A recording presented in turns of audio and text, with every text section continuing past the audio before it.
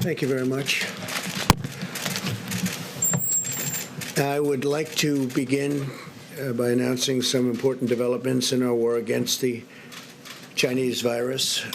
We'll be invoking the Defense Production Act just in case we need it.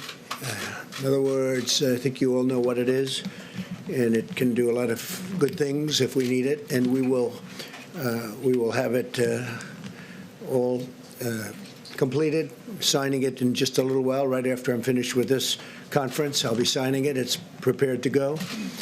So we will be invoking the Defense Production Act.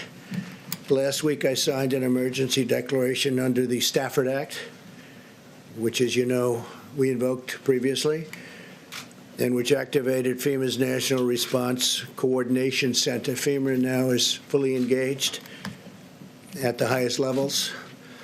Today, FEMA is activated in every region. We are at level one being the highest level, which we will work with, and we've been working with FEMA. I've done a lot of work with FEMA. They're incredible. It's always been on hurricanes or tornadoes. They're right now in Tennessee, a large group working in Tennessee have been incredible. That was a tragic event.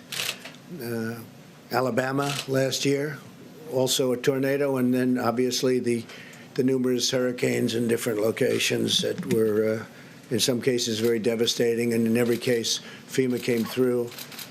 This is a very different kind of a work for FEMA, but they will come through, as they always do. We have tremendous people, tremendous talent in FEMA.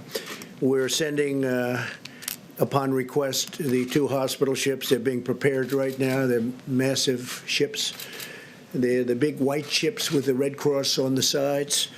One is called the Mercy and the other is called the Comfort, and they are in tip-top shape. They soon will be. They're getting ready to come up to New York. I spoke with Governor Cuomo about it. He's excited about it.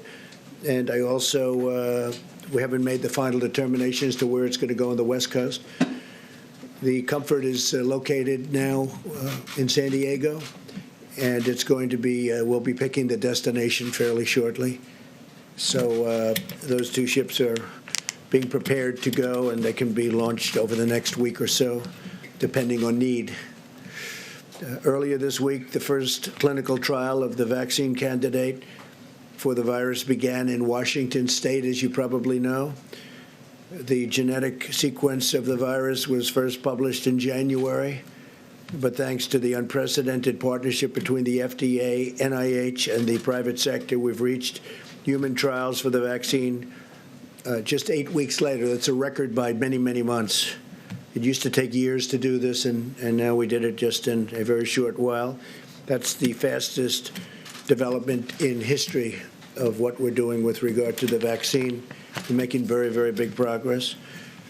Today I can announce further steps to expand testing capacity. We're working with several groups to determine if the self-swab, a much easier process than the current process that's not very nice to do, I can tell you, because I did it. But